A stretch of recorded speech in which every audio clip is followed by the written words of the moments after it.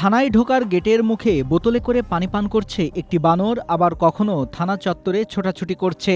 থানা প্রাঙ্গণে প্রাণীটির ছোটাছুটিতে পুলিশ সদস্যদেরও বেশ বেগ পেতে হয়েছে। এ দৃশ্য দেখে থানায় আসা মানুষজনের মনে প্রশ্ন ওঠে, সেখানে বানর কি করছে? তবে বানরটি থানায় গেছে ভিন্ন কারণে। জানা যায় বানরটি প্রায় ৫ বছর ধরে গিয়াসউদ্দিনের সঙ্গে ছিল এবং সার্বক্ষণ তার সঙ্গেই থাকত। গেল শুক্রবার গিয়াসউদ্দিনের বিরুদ্ধে এক কিশোর অটোরিকশা চালক রাজীবকে হত্যার অভিযোগ ওঠে। শনিবার নিহত রাজীবের বাবা থানায় মামলা দায়ের করেন। এরপরই বানরটিকে সঙ্গে নিয়ে গিয়াসউদ্দিন পালিয়ে যান, তবে শেষ রক্ষা হয়নি। সোমবার রাতে তাকে বানরসহ গ্রেপ্তার করে পুলিশ।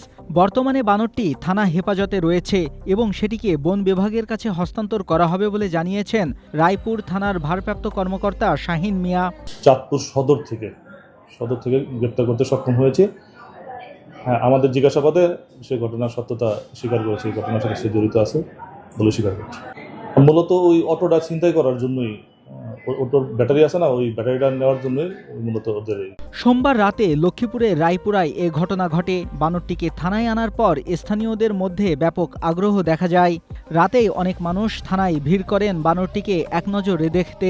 বিষয়টি এলাকায় ব্যাপক আলোচনার জন্ম দিয়েছে। Desk report, Asia post.